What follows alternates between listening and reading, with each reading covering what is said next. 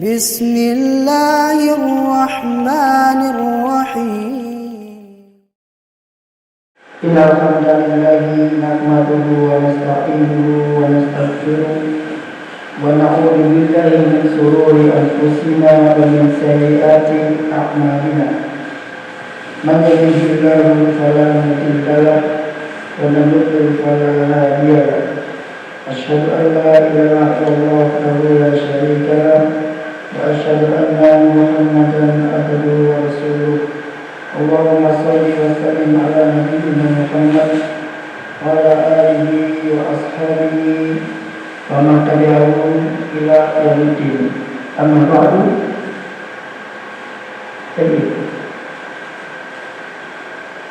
Kita masuk ke bab 65. Kemarin sudah kita bahas sebenarnya dan bab 65 ini, tapi kita ulang lagi, tidak apa-apa. Yaitu kita masuk ke bab tetangga yang jelek.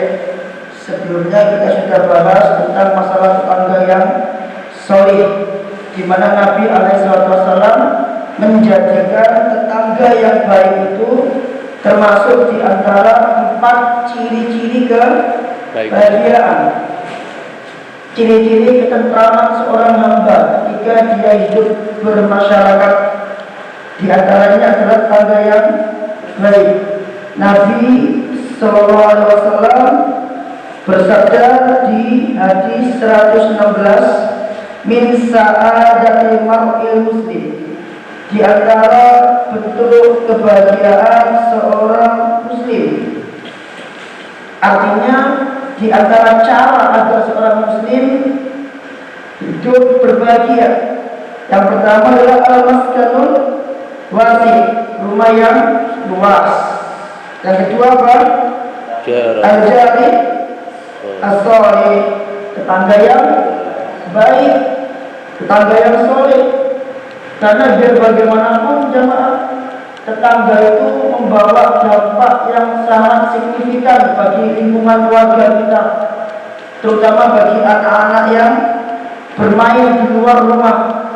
Karena apabila tetangganya tidak baik, maka anak-anak ini tidak bisa main keluar rumah. Karena ketika dia keluar rumah, apa terjadi?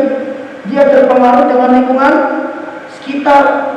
Misal tetangga kita di antaranya ada yang merokok. Kalau anak kita main di luar rumah, maka anak kita akan menghirup asap rokoknya.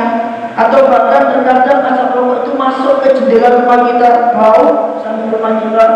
Ini tetangga yang jelek. Nah, tetangga yang soleh ini merupakan tanda-tanda kebahagiaan seorang muslim. Karena biar bagaimanapun dampaknya sangat besar. Betapa banyak murid-murid kita di sini yang terhalang untuk bisa menghafal Quran. Bukan terhalang ya, kesulitan untuk bisa menghafal Quran karena lingkungan yang tidak mendukung. Entah itu lingkungan keluarganya ataupun lingkungan sekitarnya, yaitu tetangga-tetangganya ataupun anak-anak dari tetangga-tetangganya, sehingga tidak memungkinkan bagi dia untuk menghafal Quran. Dan kalau seandainya main, akhirnya terpengaruh dengan teman-teman yang di luar, sehingga lebih mentaati atau lebih mencocoki akhlak teman-temannya dibanding turut sama orang tuanya. Jadi betul-betul membawa pengaruh yang sangat jelek. Dan tetangga-tetangga yang baik ini, ketika dia baik, maka kita akan menjalin persahabatan dengan mereka. Nah, kalau kita sudah menjalin persahabatan dengan mereka, maka persahabatan dengan tetangga yang baik, dengan kawan yang baik, itu akan langgeng sampai akhirat. Bahkan tetangga yang baik ini akan menjadi faktor terbesar bagi kita untuk menyempurnakan iman kita. Bahkan tetangga yang baik ini akan menjadi faktor terbesar untuk kita untuk menjadi kebahagiaan buat kita. Bahkan tetangga yang baik ini akan menjadi faktor terbesar kita untuk apa? Untuk menguatkan iman kita manakala tetangganya soleh. Karena yang namanya orang soleh itu dia tidak terluput dari yang namanya watawasau bil haq, watawasau bis sabr. Itu kan yang soleh. Sedangkan sekarang kita mendapati banyak di antara tetangga kita yang sama sekali tidak mengerjakan amar ma'ruf nahi munkar. Tapi kalau lingkungan kita lingkungan yang soleh, di perumahan pesantren misalkan, kemudian mengetahui etika bertetangga, maka tetangga ini akan menjadi salah satu faktor kuatnya iman kita. Karena Rasul SAW bersabda, "Awsaru ural iman," tali keimanan yang paling kuat al-hubbu fillah wal bughdu fillah, yaitu cinta karena Allah dan benci karena Allah. Tetangga yang baik akan menjadikan kita mencintai dia karena Allah. Dan ketika kita mencintai dia karena Allah, apa yang kita dapatkan lagi? Kita akan mendapat naungan di hari kiamat. Karena di antara 7 naungan, 7 golongan orang yang dapat naungan siapa? Ar-rajulani tahabba fillah. Jadi 2 orang yang saling mencintai karena Allah. Ijtama'a fillah. Mereka berkumpul karena Allah dan mereka berpisah karena Allah. Nah, tangga yang baik kita cinta sama dia. Ketika kita cinta sama dia, maka kita akan termasuk ke dalam golongan orang yang mendapat naungan. Dan ketika kita cinta sama dia, maka kecintaan itu akan langgeng sampai hari kiamat. Dan ketika kita cinta sama tetangga kita, maka tetangga kita akan bisa memberi syafaat, atau kita yang bisa memberi syafaat kepada dia. Kenapa gitu? Karena orang beriman pada asalnya mereka akan saling memberi syafaat, beribadah bareng, taat bareng. Maka tanda yang soleh ini adalah min sa'adatul mar'i. Yang terakhir adalah al-markabul hani, kendaraan yang nyaman, enak, dan semua ini rumah yang luas, kemudian kendaraan yang enak, sama sekali tidak bermanfaat apa-apa kecuali disertai dengan rasa syukur kepada Allah dan disertai dengan rasa qanaah. Kenapa kok ada rasa syukurnya, Pak? Karena rumah yang luas itu kalau enggak ada syukurnya, Allah tidak akan menurunkan sakinah ke dalam rumah tersebut. Allah enggak akan menjadikan rumah tersebut sebagai qurrata a'yun. Allah enggak akan menjadikan rumah tersebut penuh dengan keberkahan karena tidak ada rasa syukur. Tapi ketika ada rasa syukur, maka Allah menjadikan rumah apapun itu, entah itu rumah yang luas, rumah yang sempit, ada halamannya maupun tidak ada halamannya, ketika ada rasa syukur, Allah jadikan rumah itu sebagai tempat yang nyaman, tenang, dan lain sebagainya. Contoh kecil, Pak. Orang mengatakan sejauh-jauhnya kita pergi keliling dunia, tempat paling nyaman itu adalah bantal di kasur. Bantal yang awak dewi sinang ngomah itu merupakan bantal yang paling nyaman dibanding bantal hotel. Percaya sama saya. Ustaz, percaya aku. Saya sudah pernah kesini, tetap yang paling enak itu bantal yang di rumah. Ini menunjukkan bahwa rumah itu, Pak, kalau Allah sudah turunkan sakinah, dia bisa melebihi hotel bintang 10 sekaligus. Enten hotel bintang 10, Pak? Belum ada. Hotel enten ini. Mentok hotel bintang Gangsal, bintang 5, mentok gitu. Tapi rumah yang tenang itu bisa melebihi derajatnya hotel bintang 5. Bukan dari segi kemewahan, tapi dari segi keberkahan, sakinah, mawaddah, warahmah. Itu dia. Nah, sebagaimana Nabi SAW menuntut adanya tetangga yang soleh, maka kebalikannya Nabi SAW menganjurkan kita untuk berdoa, berlindung kepada Allah Azza wa Jalla dari tetangga yang jelek. Apa doanya? Allahumma inni a'udzubika min jaris su'i fi daril muqam. Ya Allah, Dihafalkan bisa. Allahumma inni a'udzubika min jari su'i fi daril muqam. Ya Allah, sesungguhnya aku berlindung kepada Engkau dari tetangga yang jelek fi daril muqam, yang ada di lingkungan saya, yang ada di dunia ini. Fa inna jar dunya yatahawwal, karena sesungguhnya tetangga yang ada di dunia itu yatahawwal, akan segera pergi seiring dengan berakhirnya perjalanan. Maksudnya bagaimana? Kalau sudah selesai urusannya, maka tetangga-tetangga itu akan pergi, tidak ada urusan lagi sama kita. Nah, tetangga yang jelek kita berdoa kepada Allah, Allahumma inni a'udzubika min jari su'i fi daril muqam. Ya Allah, aku berlindung kepada Engkau dari tetangga yang jelek. Seandainya Pak, seandainya kita punya tetangga yang jelek, kemudian kita berdoa dengan doa ini, katakanlah Allah kabulkan doa kita, tapi kok tetangganya masih ada, padahal dikabulkan sama Allah. Seandainya dikabulkan sama Allah dan tetangganya si oleh Pak masih hidup, minimal kejelekannya itu tidak berdampak bagi kita. Itu minimal. Artinya Allah lindungi keluarga kita ini dari kejelekan tetangga tersebut. Dan yang paling penting, karena saya mengajar, yang paling penting adalah dampak yang ditimbulkan kepada anak-anak kita. Itu yang paling penting. Yang paling penting. Kadang-kala kita sudah nggak punya televisi, tetangga punya televisi, anak-anak keluar rumah, lari ke rumah tangga lihat televisi. Ada kalanya kita sudah protek anak-anak kita di rumah, namanya anak-anak Pak kepengen main, akhirnya dia keluar rumah, main dengan teman-temannya. Kebetulan teman-temannya ini nggak pernah sholat, orang tuanya juga nggak pernah sholat, akhirnya nggak dididik, akhlaknya jelek. Maka lambat laun yang namanya teman itu apa Pak? As-sahibus sahib. Teman itu menarik. Kalau yang jelek maka akan ditarik kepada kejelekan, kalau yang baik akan ditarik kepada kebaikan. Nah kok ternyata anak kita main sama mereka, anak-anak tetangga yang jelek ini, maka pulang-pulang mereka akan mendapatkan warisan. Warisan dari siapa? Dari teman-temannya. Berupa apa?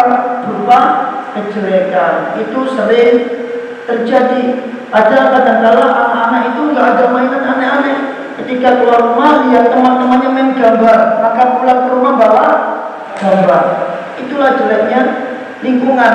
Kadang-kala disuruh sama orang tua untuk belajar nggak bisa. Kenapa? Karena pikirannya main. Loh kok bisa? Karena dia melihat teman-temannya di luar pada main. Ya ini masalahnya. Nah, makanya kita patut berdoa dengan doa ini ketika kita menjumpai tetangga ini nggak solid, nggak pernah sholat, apalagi dia berzina misalkan, kita doa pakai doa ini. Maka kunci jawabannya dua. Barangkali Allah akan jadikan tetangga ini pergi dari kita. Kalau seandainya nggak pergi, Allah takdirkan kita yang pergi. Mungkin kita punya rumah baru, atau mungkin kita pindah rumah baru, atau mungkin seandainya kita nggak pergi, kita dilindungi oleh Allah dari dampak kejelekan tetangga tersebut. Di sini saya mengatakan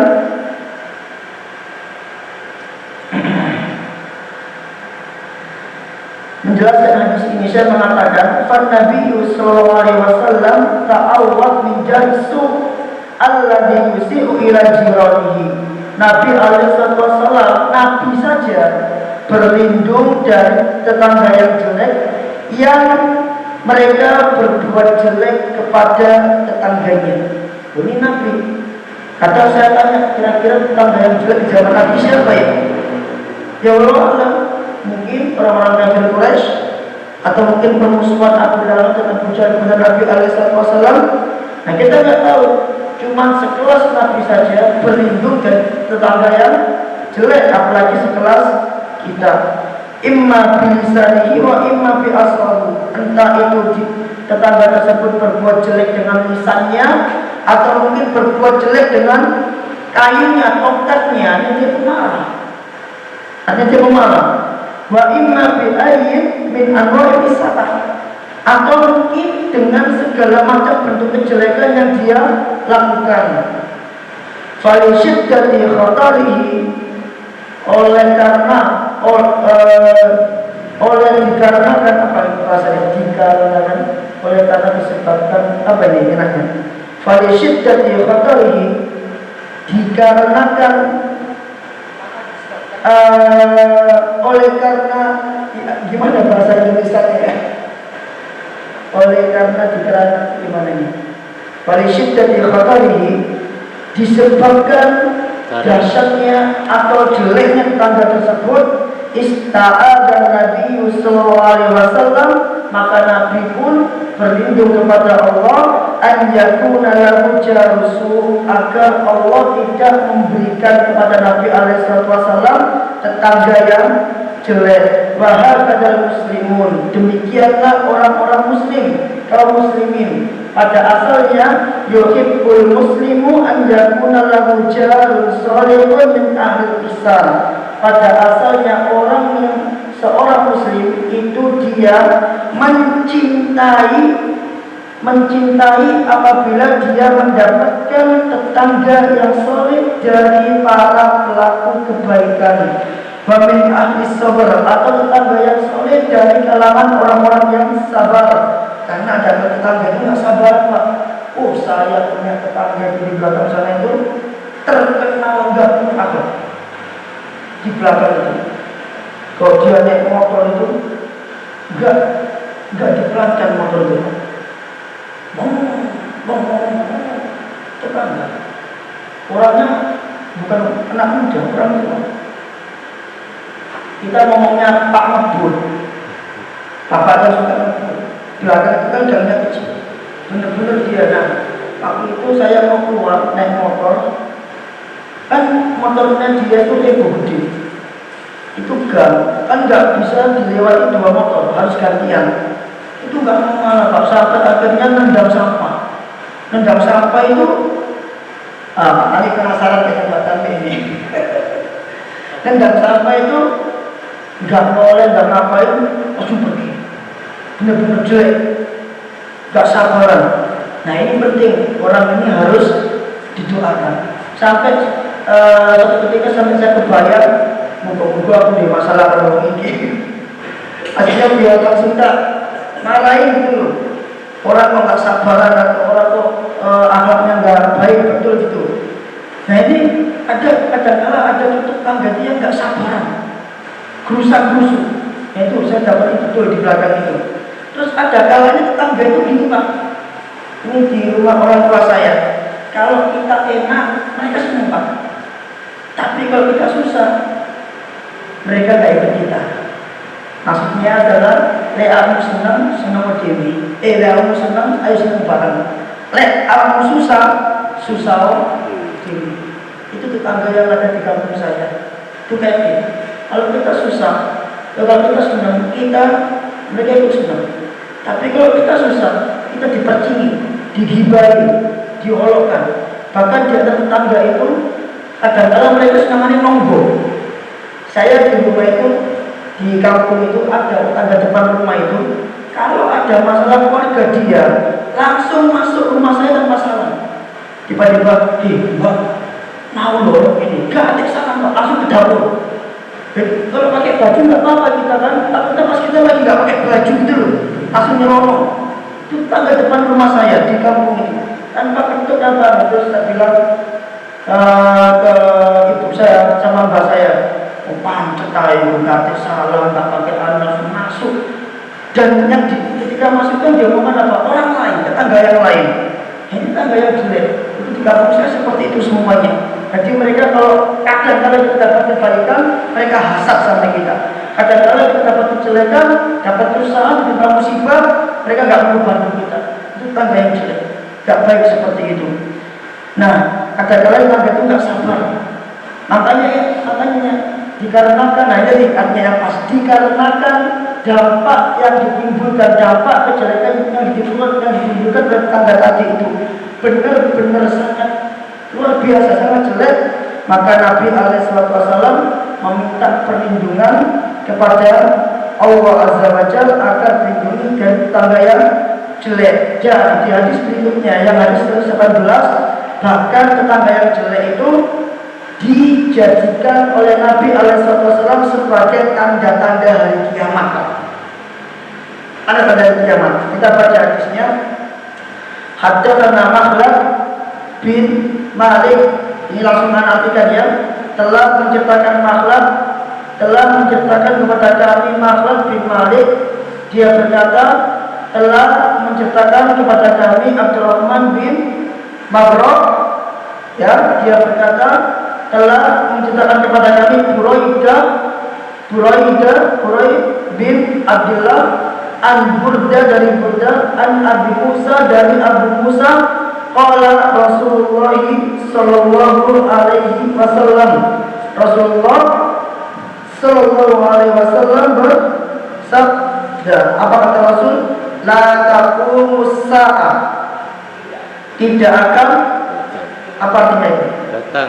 Tidak akan datang, tidak akan terjadi, apalagi tidak akan tegak. Taqumu jadi tegak, tidak akan tegak hari kiamat. Sampai kapan? Hatta yaqular rajulu, sampai seseorang membunuh jarahu, tetangganya, wa akhahu, atau saudaranya sendiri, wa abahu, atau sampai dia membunuh bapaknya sendiri. Saya mengatakan di sini, akhbar Nabi sallallahu alaihi wasallam an alamatin min alamati sa'atis sughra. Nabi sallallahu alaihi wasallam mengabarkan kepada kita tentang salah satu tanda dari tanda-tanda kiamat kecil. Jadi kiamat as-sa'ah itu dia punya dua tanda, tanda besar dan tanda kecil. Dan terjadinya pembunuhan terhadap tetangga atau pembunuhan terhadap saudara sendiri, kok bisa? Mungkin rebutan tanah, mungkin rebutan harta warisan, itu yang sering terjadi. Atau pembunuhan terhadap orang tuanya sendiri. Ada viral dengan seorang anak, dia membunuh siapa? Bapaknya, neneknya, siapa kayak itu ya? Anak nggak tahu beda apa lengkapnya, yang jelas itu beda. Anak dia membunuh bapak, kakek, ibunya juga mungkin ya. Kalau apa sebabnya? Anak kurang tahu. Cuma yang jelas kata saya di sini itu merupakan tanda-tanda hari kiamat yang kecil. Wa hadhihi al-alama min alamati sa'atis sughra. Dan tanda-tanda ini merupakan tanda-tanda kiamat yang kecil. Apa itu? Yasyu'ul qatl, yaitu terjadinya pembunuhan. Wala ya'ni hadza muqatatal muslimin al-kufra. Yang dimaksud pembunuhan di sini bukanlah pembunuhan orang muslim membunuh orang kafir, bukan. Wa inna ma huwa qatlul muslimina lil muslimina. Akan tetapi pembunuhan yang dimaksud adalah pembunuhan antara seorang muslim dengan muslim lainnya. Yaqtulu ba'duhum ba'dan, yang membunuh sebagian yang lain dengan sebagian yang lain. Karena Nabi SAW bersabda, hatta yaqtula rajulu jaruhu wa akhahu wa akahu, sampai seseorang membunuh tetangganya, membunuh saudaranya, bahkan membunuh bapaknya. Qutilu biwasailin mukhtalifatin, mereka dibunuh dengan cara yang berbeda-beda. Ya, dengan cara yang berbeda-beda, dan diracun ataupun dan sebagainya. Pertanyaannya, kenapa kok sampai ada orang yang membunuh tetangganya? Seringnya, realita yang ada seringnya adalah karena biasanya orang ini nggak terima akan sikap tetangganya. Berarti tetangga tersebut tetangga yang jelek. Karena kejelekannya itu sampai menimbulkan dampak yang namanya pembunuhan. Mungkin dia nggak terima rumahnya ditembok sama tetangganya. Ada kan itu? Tetangga menembok rumahnya tetangga yang lain, menganggap ini bukan tanahmu, ini tanahku, ditembok. Dia nggak terima, dibunuh. Atau mungkin tetangga tersebut melakukan udah paksa kepada ibunya. Ada itu seorang anak membuka tangga dan tangganya telah melakukan udah paksa kepada ibunya sendiri. Dan yang salah siapa? Yang salah siapa? Yang salah itu ibu, Pak. Iya, yang salah yang membunuh. Di negara kita salah benar, tidak boleh main hakim sendiri. Padahal secara hukum syariat dia akan menyelamatkan kehormatan ibunya. Ketika dia pulang, dia tahu ibunya habis dianiaya oleh tetangganya, dia bawa yang namanya pisau ataupun berapi untuk membunuh tangganya tersebut untuk menyelamatkan kehormatan ibunya. Tapi ternyata yang masuk penjara anak tersebut. Nah, kenapa terjadi? Karena tetangga yang buruk. Dan inilah salah satu sebab mengapa kita diperintahkan untuk berlindung kepada Allah dari tetangga yang jelek. Kemudian hadis yang berikutnya, babun la yudi jarahu. Babun la yudi jarahu. Bab tetangga tidak boleh diganggu. Tidak boleh diganggu, tidak boleh disakiti. Ini hadis sangat bagus sekali dan menyimpan banyak faedah. Rasul ini ya, langsung kita sampai sini aja. Abu Hurairah radhiyallahu anhu berkata, "Qila lin Nabi sallallahu alaihi wasallam." Suatu ketika Nabi alaihi wasallam ditanya.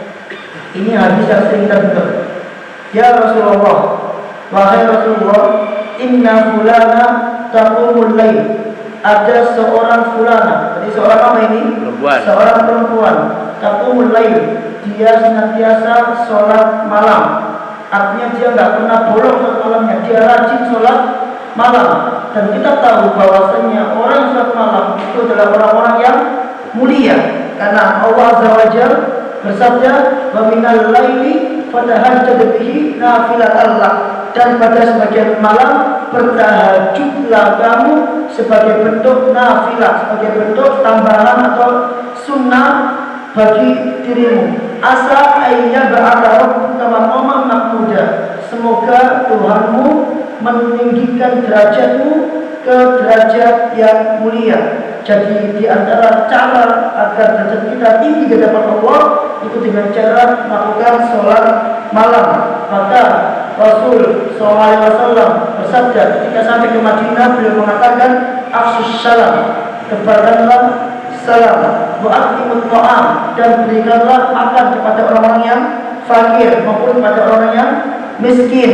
Kemudian apa kata Nabi? Wa qumu bil lail, dan berdirilah kau di malam hari. Maksudnya apa? Salat malam. Wa qumu bil laili wan nasu niyam, dan bangunlah kau di malam hari ketika manusia sedang tidur. Tadkhulul jannah bis salam, maka engkau akan masuk surga dengan salam, dengan bahagia, dengan sejahtera, dengan enak, dengan salam. Jadi untuk bisa masuk surga di antara kuncinya adalah sholat malam. Perempuan ini rajin sholat malam. Berarti dia perempuan yang mulia dari teman yang hina, yang mulia. Watasumun nahar, siangnya dia rajin puasa. Watal, dan dia melakukan banyak kebaikan. Watasoddaq, dan dia rajin sedekah. Waktu di jiranaha bilisaniha. Tapi perempuan ini Pak, lambene pedes, ilate pedes, ucapan lekit, gak enak nang kuping, loro ati. Dia mengganggu tetangganya bilisaniha, dengan lisannya. Gak tahu ngomong Pak, sekali ngomong lekit banget. Ada orang kayak gitu. Awak gak tahu ngomong, sekali ngomong lekit. Hati-hati. Apa kata Rasulullah SAW? La khayra fiha. Perempuan ini gak punya kebaikan sama sekali. Gak punya kebaikan, gimana dia? Dia min ahlina, dia termasuk ke dalam penghuni neraka. Ternyata Pak, sholat malamnya gak manfaat, puasanya gak manfaat, kebaikannya nggak manfaat, sedekahnya nggak manfaat. Tidak semua tidak manfaat manakala perempuan ini menyakiti tetangganya dengan lisannya. Lisan itu adalah bentuk yang sangat remeh dalam masalah dosa atau dalam masalah menyakiti seseorang. Kalau lisan saja bisa menjadikan perempuan ini kehilangan pahala sholatnya, kehilangan pahala puasanya, kehilangan pahala sedekahnya. Apalagi kalau dia menyakiti tetangganya lebih dari lisan, mungkin dengan perbuatan. Karena kadang-kadang tetangga itu disakiti dengan dua hal, entah lisan maupun perbuatan. Dan ini juga berlaku pada hubungan antar jamaah. Kadang-kadang kita niatnya guyon, Pak, tapi ternyata guyonan kita ini di hati orang yang mendengar nggak enak. Hati-hati. Kadang-kadang kita niatnya guyon, tapi bagi orang tersebut bukan guyon, dia lebih serius. Sehingga yang awalnya kita guyon ternyata justru malah menyakiti hati teman kita atau hati jamaah yang lain. Ini hati-hati betul. Nah, ngomong bahasa masalah ini, Pak, saya ngomong ke panjenengan, barangkali saya pernah ngomong sesuatu yang nyelekit, tuh ya, yang gak enak tadi panjenengan, mohon dihalalkan, saya minta maaf. Karena mungkin barangkali niat saya guyon, tapi kok gak sopan menurut panjenengan gitu kan. Barangkali niat saya baik, tapi menurut panjenengan gak baik sehingga menyakiti hati panjenengan. Mohon dihalalkan, mohon dimaafkan. Dan ternyata perempuan ini ahli ibadah, Pak. Nah, ahli ibadah saja gara-gara tetangga hilang semua kebaikannya. Apalagi awak dhewe, Pak. Sholat malam gak tahu, puasa Senin Kamis jarang-jarang. Yang dilakukan cuma sholat wajibnya saja, yang dilakukan cuma puasa wajibnya saja. Tiba-tiba kita yakin omongannya, apakah karu-karuan nanti itu malah enggak jadi gawe istilahnya, gitu kan? Kalau perempuan yang ahli ibadah semuanya hilang pahalanya, apalagi kita yang bukan ahli ibadah. Jadi hati-hati sama hak tetangga. Kalau dan orangnya tanya lagi, fulana, ada seorang wanita lagi, dosa 52. Perempuan ini cuma sholat wajib tepat, dia nggak dikerjakan, obliya nggak dikerjakan, sholat malam nggak dikerjakan, cuma sholat wajib. Kemudian watasaddaq bil arfa, watasaddaq bil arfa, dia sedekah, Pak, tapi dia bukan ahli sedekah, dia cuma sedekah pakai keju. Tidak sebanyak sedekah yang dikeluarkan oleh perempuan yang pertama. Perempuan yang kedua ini hanya sedekah dengan keju. Tapi latu diakadanya, dia nggak pernah menyakiti seorang pun, dia nggak pernah nyelekit ke orang lain. Apa kata Rasul? Dia menahun jannah. Orang ini masuk ke dalam surga. Jadi kadang-kadang amalan dohir itu kalah dengan amalan hati. Itu ya, Pak, ya. Amalan dohir kadang-kadang kalah dengan amalan hati. Saya kasih contoh lagi. Nabi SAW bermajelis dengan para sahabat. Kemudian Nabi mengatakan, ya yadkhulu alaikum rajulun min ahli jannah. Bentar lagi masuk kepada kalian seseorang dari kalangan penghuni surga. Enggak lama setelah Nabi mengucapkan itu, masuklah seorang laki-laki yang pakaiannya lusuh, rambutnya tidak karu-karuan, kumpul istilahnya. Tidak nampak pada dirinya keistimewaan sedikit pun. Tapi Nabi mengatakan apa? Akan masuk sebentar lagi seseorang dari kalangan penghuni surga. Langsung distempel sama Nabi. Besoknya lagi Nabi ngomong sama, akan sebentar lagi masuk seseorang dari kalangan penghuni surga. Ternyata yang masuk siapa? Orang yang sama di hari yang pertama sampai di hari ketiga. Ini para sahabat bingung, apa keistimewaan orang ini sampai Nabi stempel dia dari penghuni surga. Maka dia bisa mencoba menelusuri, mencoba meneliti. Barangkali ada amalan istimewa yang dia lakukan sehingga dia bisa masuk ke dalam surga, sehingga dia bisa stempel oleh Nabi menjadi penghuni surga. Maka Abdullah bin Salam tinggal di rumahnya orang ini. Dilihat malam hari ya nggak bangun, nggak sholat. Para sahabat itu jagoan sholat ya. Abdullah bin Salam sholat, orang ini nggak sholat. Puasa juga nggak puasa. Makin penasaran dia.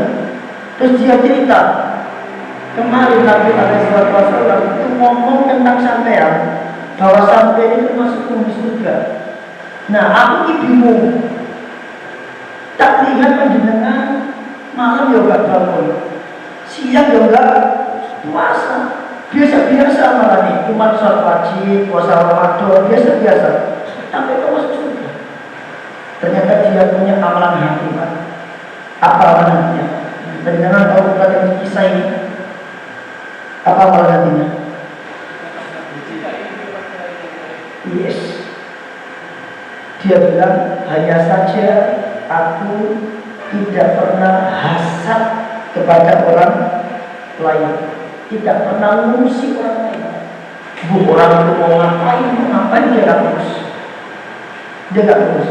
Seandainya dia melihat kekurangan pada orang lain, dia tidak merasa tinggi.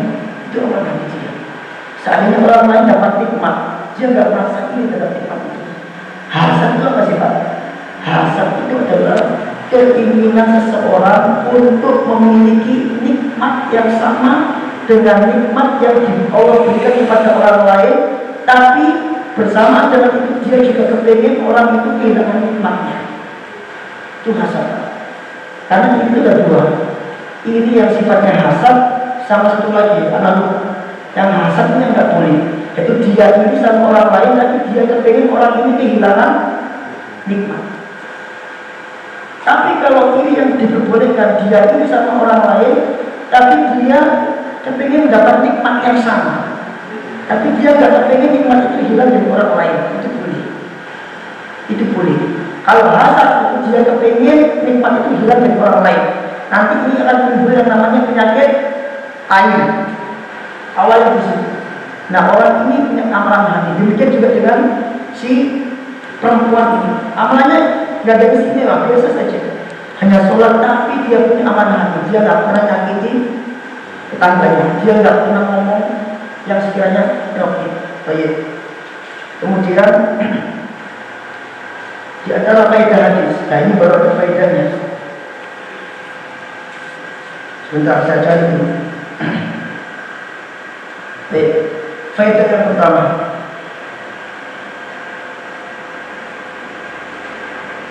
hadis ini menunjukkan kepada kita tentang tata krama para sahabat Nabi alaihissalam, di mana para sahabat itu ketika mengadukan kepada Nabi tentang perempuan ini, para sahabat ini tidak menyebutkan nama perempuan tersebut. Tapi para sahabat ini menyebutkan dengan nama Fulana. Fulana itu adalah kata kiasan dalam bahasa Arab yang menunjukkan jenis perempuan yang maknanya umum, perempuan manapun, tidak dikenal siapa. Nah, di sini saya menjelaskan, fa'inna hum kebiasaan para sahabat adalah apabila mereka ingin mengadukan seseorang kepada Nabi alaihissalam tentang suatu perbuatan yang dilakukan oleh orang tersebut, yang mana kalau seandainya diadukan kepada Nabi, orang ini akan mendapatkan hukuman dari Nabi, maka para sahabat mengadukan orang ini dengan sebutan fulan atau fulan. Enggak dikenali. Ini adabnya para sahabat. Saya ulangi lagi. Di antara adabnya para sahabat, kalau mereka ingin mengadukan suatu perbuatan seseorang kepada Nabi alaihissalam, yang mana kalau seandainya Nabi tahu siapa orangnya, maka Nabi akan hukum orang itu. Maka para sahabat mengadukannya dengan nama kiasan, fulan atau fulana, tidak menyebutkan nama orang tersebut. Dalam rangka apa? Mungkin dalam rangka menjaga kehormatan orang yang diadukan, atau dalam rangka menutup aib orang yang diadukan. Makanya kalau kita bertanya kepada seorang ustaz, itu betul kita pakai katakan ustaz ada seorang fulan, betul. tanpa menyebut nama. Karena untuk menjaga kehormatan dia atau untuk menjaga aib dia. Karena khawatirnya kalau menyebut nama, aibnya tersebar, dia terkenal di kalangan masyarakat, nama dia jelek. Oh itu ternyata orang itu diadukan kemana, ternyata kami yang seperti ini. Maka ditutupi namanya. Tapi Pak, aku harus ingat, ada kalanya seorang diperbolehkan menyebut nama ketika ngadu. Kapan? Ketika di pengadilan. Mau nggak mau dia harus menyebut nama. Siapa yang melakukan? Fulan nggak boleh. Harus sebut nama. Buka aib nggak masalah. Itu termasuk di antara bentuk membuka aib yang diperbolehkan. Atau misalkan konsultasi kepada ulama, maka dia boleh menyebut, wahai Syekh, saya ada pertanyaan, suami saya begini, langsung ngomong suami, boleh, karena ada keperluan. Nggak perlu ngomong, wahai saya ada seorang fulan yang dia mendolim istrinya begini, nggak perlu begitu, langsung ngomong suami saya, boleh, karena keperluan konsultasi. Buka aib, iya buka aib, tapi termasuk buka aib yang diperbolehkan oleh para ulama. Ghibah, iya ghibah, termasuk ghibah yang diperbolehkan. Kapan? Manakala ada keperluan atau hajat dalam masalah tersebut. Atau contoh lain, ketika si fulan ini atau fulana ini memiliki suatu kejelekan yang mana dikhawatirkan orang lain tertimpa kejelekannya, maka kita boleh nyebut nama. Bisa sabarnya, zat ojo cedek-cedek karo bapak ibu. Bapak ibu senangane mabuk-mabukan. Boleh. Nggak perlu bilang zat jangan cedek sama si fulan. Saya tanya fulan siapa? Saya nggak tahu si fulan siapa, gitu kan? Maka harus sebut nama. Itu fulan itu si A. Jangan deket itu nggak baik itu.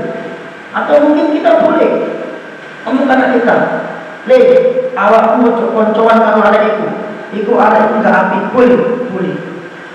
Nyebut nama boleh, gak harus katakan si fulan, gak harus. Kenapa? Karena dikhawatirkan kejelekannya menimpa orang lain. Itu boleh. Itu dengan bisa membaca tentang syarah hadis riba dalam syarah Sahih Muslim yang ditulis oleh Al-Imam An-Nawawi. Itu faedah yang pertama, yaitu sopan santunnya para sahabat. Kemudian faedah yang kedua, hadis ini memberi faedah kepada kita, anna taqul ada al-jiran min asbabi dukhul jannah, bahwasanya mencegah gangguan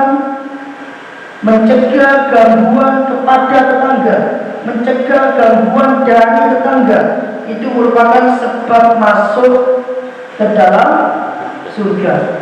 Sebagaimana mengganggu tetangga itu sebab masuk ke neraka, maka mencegah gangguan apapun yang tertuju kepada tetangga itu bisa menjadi sebab masuk ke dalam surga. Kemudian faedah yang ketiga, Nabi alaihi wasallam menjadikan tetangga sebagai standar kebaikan kita. Ulangi lagi. Nabi SAW menjadikan tetangga sebagai standar kebaikan kita. Maksudnya gimana? Kalau kita ingin tahu orang ini baik apa enggak, takok nonton boy. Kenapa? Karena tetangganya yang tahu persis kelakuan dia setiap hari. Tetangganya yang berinteraksi setiap hari dengan dia. Dia suka nyapa tetangga atau enggak? Dia suka baik tetangga atau enggak? Dia suka perasaan tetangga atau enggak?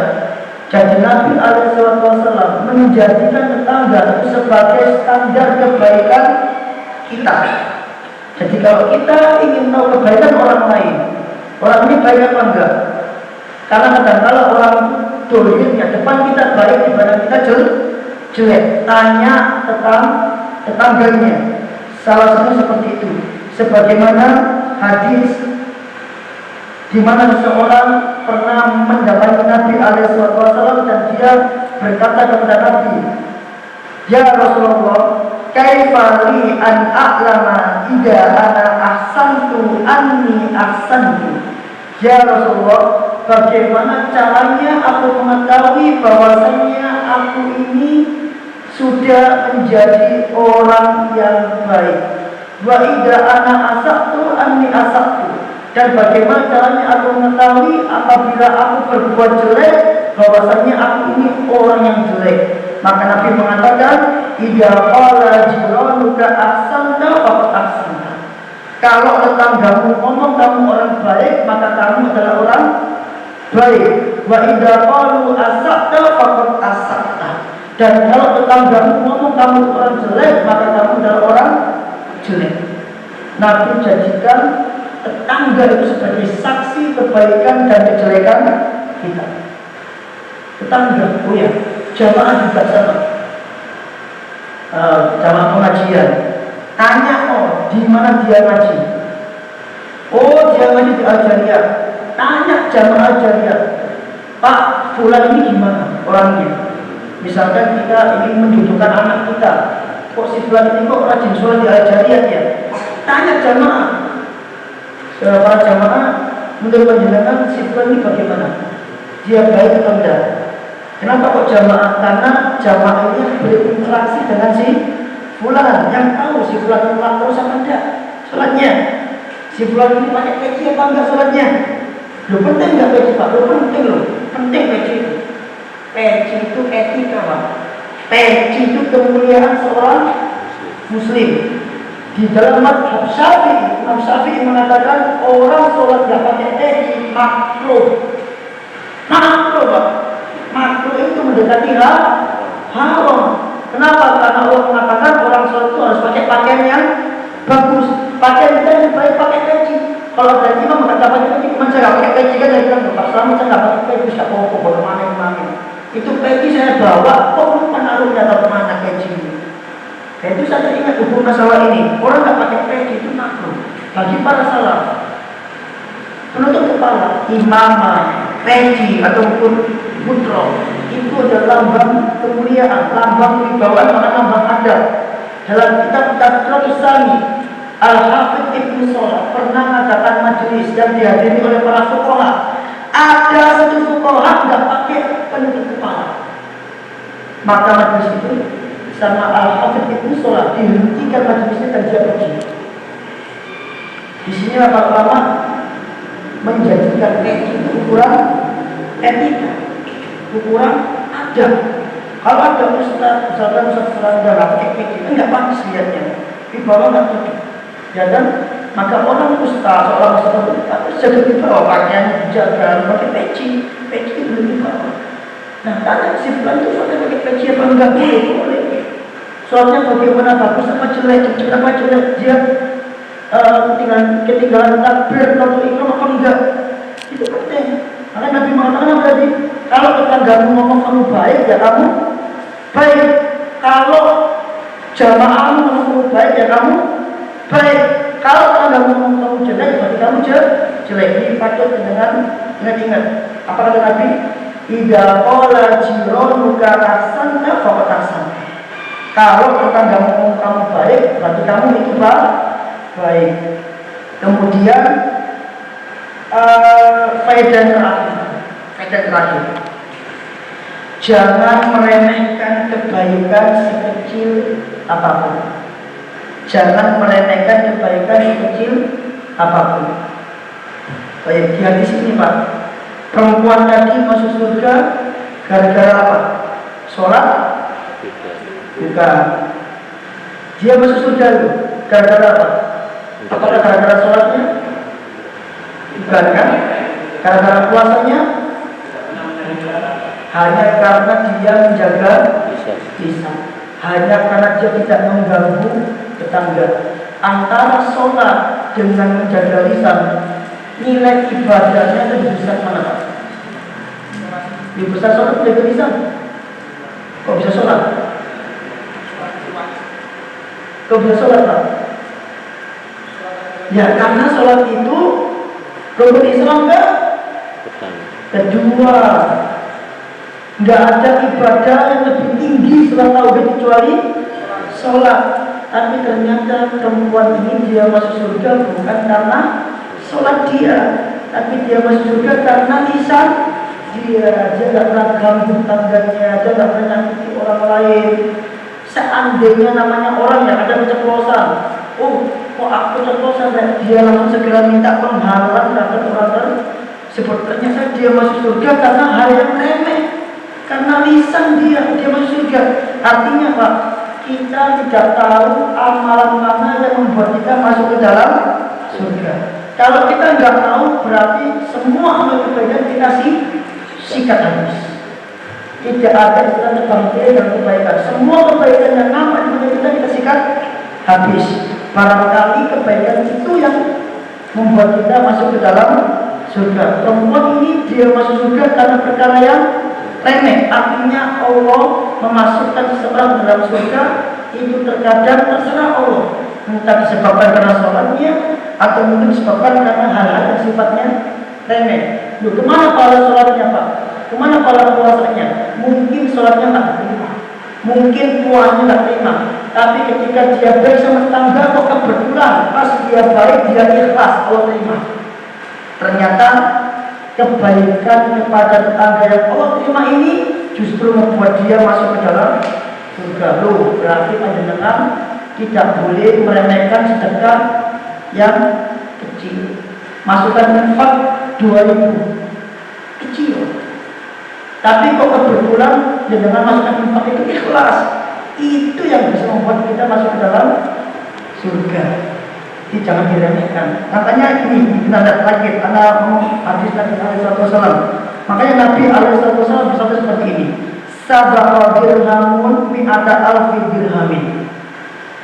Orang yang bersedekah 1 dirham telah mengalahkan orang yang bersedekah 100.000 dirham. Sahabat bingung, kok bisa? Kok bisa orang sedekahnya 100.000 dirham? Dirham itu mata uang apa? Emas. Iya, mata uang perak, mata uang perak. Ternyata orang yang sedekah 100.000 dirham dikalahkan dengan orang sedekah berapa dirham? 1 dirham. Kok bisa? Nabi menjelaskan, rajulun laisa indahu illa dirhamani. Karena ada seseorang dia nggak punya duit kecuali 2 dirham saja. Tasaddaqa bi ahadihima, maka dia sedekahkan salah satu di antara kedua dirham. Berarti tinggal berapa uangnya? Tinggal 1 dirham. Dan yang sedekah 100.000 dirham tadi itu, kata Nabi, warajulun indahu malun katsirun, dia adalah orang yang punya harta yang sangat banyak. Fatasaddaqa min udimani bi mi'ati alfin, karena hartanya banyak, maka dia sedekahkan 100.000 dirham. Apa bedanya? Orang yang pertama, ketika dia sedekah 1 dirham, dia mensedekahkan separuh hartanya, ya kan? Orang kedua, ketika dia mensedekahkan 100.000 dirham, bisa jadi 100.000 dirham tadi itu tidak mencapai separuh hartanya. Ini yang membuat orang yang sedekah 1 dirham tadi lebih utama dan masuk surga duluan dibanding orang yang sedekah 100.000 dirham. Sebab yang kedua, orang yang sedekah 1 dirham tadi, dia sedekah tadi itu dengan hati yang berat, dengan hati yang plong. Kenapa? Karena dia tidak punya duit kecuali dirham ini. Adapun orang kaya tadi itu, dia santai, oh tidak apa-apa 1.000 dirham, kok jangan santai, bebas santai.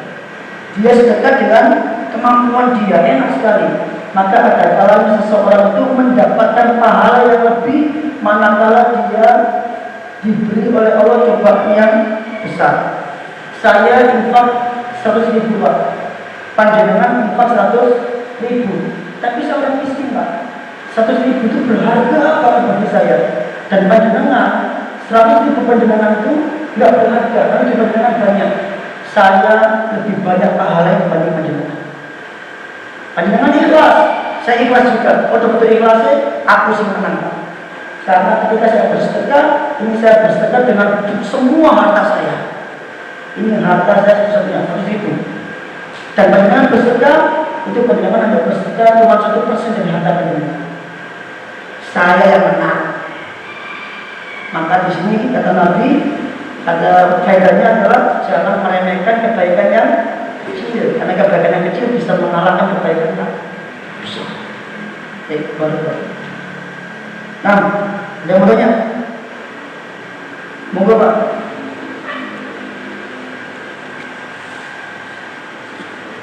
Assalamualaikum warahmatullahi wabarakatuh.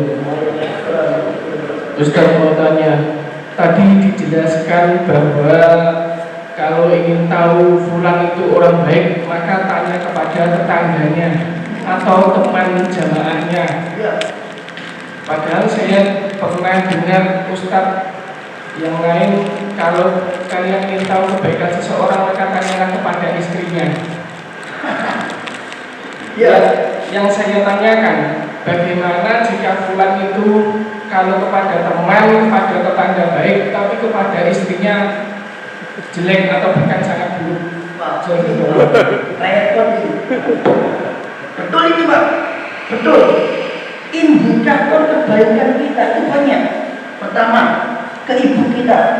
Ibnu Hajar Al-Asqalani mengatakan, barang siapa yang nggak baik sama ibunya kan nggak baik, apalagi kepada orang lain. Barang siapa yang menyia-nyiakan ibu, barang siapa yang menyia-nyiakan hak ibunya, maka sudah pasti dia akan menyia-nyiakan hak orang lain. Barang siapa yang menyia-nyiakan haknya Allah itu disia-siakan, apalagi hak orang lain. Berarti ada kalanya kita kalau ingin tahu kebaikan orang, tanya ibunya. Nah, terus yang kedua, indikator kedua, tanya istrinya. Istrinya ridho, alhamdulillah. Berarti orang ini suami yang baik. Kenapa? Karena untuk mengatakan apa? Khiyarukum di ahlikum. Sebaik-baik kalian adalah orang yang paling baik terhadap keluarganya, khususnya istrinya. Nah, kalau istrinya cerita bojo itu kalau apa harus alamat sampai elek. Alamat sampai elek. Bojo ini orang tahu kayak yang duit belanja itu kurang, alamat kemudian tapi kok ternyata istrinya nggak solihah gitu, istrinya nggak solihah misalkan, maka tapi kalau biasanya meskipun istri itu nggak solihah, kalau suaminya baik jangan mengatakan baik. Nah, indikator yang ketiga tetangga, seperti yang kata Nabi SAW. Indikator yang berikutnya siapa? Teman. Umar bin Khattab mengatakan, kalau kamu ingin mengetahui sifat asli temanmu, kamu harus safar sama dia 3 hari. Karena sampai kita safar sama seorang teman 3 hari, ketok lagi orang ini. Oh, orang ini kok menghadapi masalah kayak gini. Oh, orang itu ternyata hakikat sifatnya kayak gini. Terbuka kedoknya semuanya. Kadang-kadang ditanya temannya, makanya orang kalau mau nikah ini indikatornya banyak, temannya banyak. Fulan ini bagaimana? Dia solehah? Enggak, dia solehah. Oke, tanya saudaranya, tanya ibunya, tanya tetangganya, lengkap kamu solehah kabeh, fix solehah. Gitu. Jadi indikatornya apa? Banyak Pak, dan semuanya saya mengenal. Gak bisa dikatakan kalau sama tetangga sama teman baik, sama istri nggak baik, ya berarti nggak baik. Kenapa nggak baik? Karena kebaikan pertama itu kepada keluarga. Indikator pertama itu keluarga, baru orang lain. Orang lain kan nggak tahu apa yang ada di dalam rumah. Mereka hanya menilai apa yang di luar rumah. Siapa yang tahu yang di dalam rumah? Istri kita. Bukan kabel, bojo ini yang mau kerja HP terus. Oh, bojo ini orang-orang gak dimulai bicara. Oh, bojo ini ya. Orang bojo ini Pak ya. Bojo ini orang kumbahan numpuk di Jawa dan gak digarap. Padahal Kanjeng Nabi itu adalah ketika ditanya Nabi gimana sih di rumah itu, kata Aisyah, ya untuk ini nanti ahli. Nabi itu kalau di rumah itu beliau berkhidmat kepada keluarganya, kan dan gawe urusan rumah ada orang-orang bahkan Nabi nembel apa ini wadah minumnya beliau yang bocor ditembel sama Nabi itu Nabi sendiri yang tembel. Nah itu ini tidak benar. Ya ini berarti panjenengan kalau masuk rumah panjenengan di bawah pengawasan. Ya di bawah pengawasan, diawasi itu dinilai tujuannya. Tujuannya boleh orang ini. Oh langsung turu, langsung tidur. Oh habis makan kita minimal di belakang ke dapur dikorai gitu loh. Oh udah perhatian ya. Kita sama juli ya, juli ya dia. Jadi Nabi mengatakan untuk agar kita senantiasa bertakwa dalam masalah istri-istri. Baik, itu Pak ya. Apa lagi? Sudah Pak, ayo. Salam.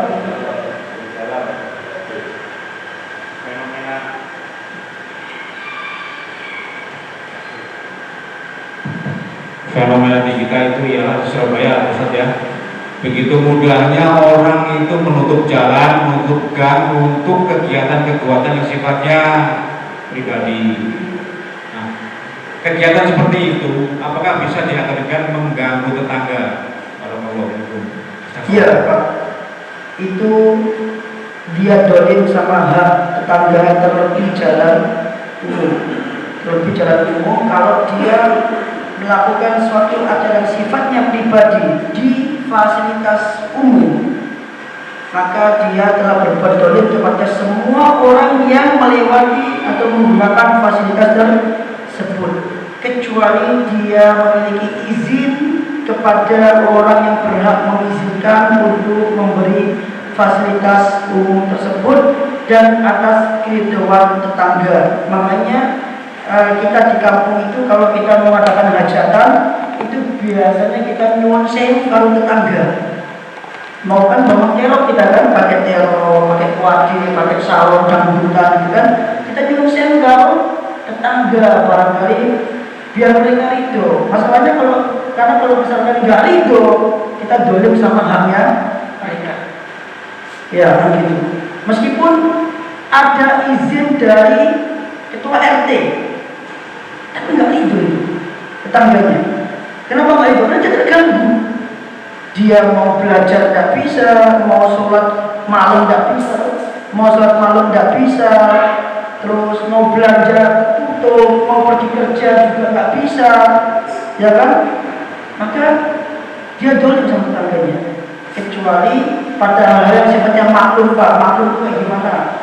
Misalkan kita tahu 17 Agustus itu nutup jalan, wis maklum lah Pak itu, nggak mungkin ngapain kita coba dari itu maklum lah kita harus paham. Itu sudah rutinan agenda semua kampung atau programnya, kita maklum kasih mundur seperti itu. Tapi kalau untuk hal yang bersifat pribadi, ini dia harus meminta ridhonya dan tangga. Kalau enggak ya dia dong. Meskipun ada jalan penghubung lain, masalahnya dia buat acara di depan rumah tangga misalkan, depan rumah kan hanya dia, apa? Maksudnya dia membuat acara di depan rumah dia, itu hanya dia, itu adalah akses jalan dia buntu. Kemudian dia nyetel musik misalkan, mau ganggu banget, berarti haknya dirampas oleh dia. Ya seharusnya kita bisa pulang istirahat, kita nggak bisa istirahat. Dan harusnya kita bisa parkir motor depan rumah kita nggak bisa parkir motor di depan pagar, agak jauh depan gang. Kita was-was, itu banyak pencurian di sana. Akhirnya kita was-was motornya kapan? Setelah acara selesai. Jadi kita tunggu acaranya selesai. Itu orang harus minta ridhonya kita. Wajib, nggak boleh tidak, wajib. Karena kalau enggak, dia sakit hati, dia dolim tetangga. Repot urusan di akhirat nanti. Ya, karena di dalam urusan itu kan menurut kamu, menurut yang buat acara, kamu bisa lewat jalan muter. Tapi menurut saya yang membuat acara di depan, menurut saya nggak mau apa. Kan hak saya ini depan saya. Nah seperti itu. Jadi jalan muter itu bagi si kita buat acara. Jadi kan menurut kamu, menurut saya ya saya nggak suka lewat dia ngomong apa kamu, kan begitu. Nah, dari nggak ada masalah. Kalau ada Pak Selamat, Di belakang, waktunya. Pak Selamat di belakang kan. Oh iya, sepuluh nih Pak Selamat.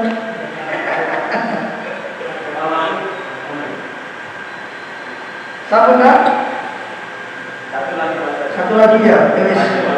Ayo. Assalamualaikum warahmatullahi wabarakatuh. Tadi Pak Ustadz menerangkan tentang cerita dua wanita yang berbeda itu Pak Ustadz. Yang satu masuk neraka, yang satu masuk surga. Yang saya tanyakan, kok begitu besar sekali dosa menyakiti tetangga? Dengan lisan aja kita bisa masuk neraka, apalagi dengan fisik. Yang saya tanyakan,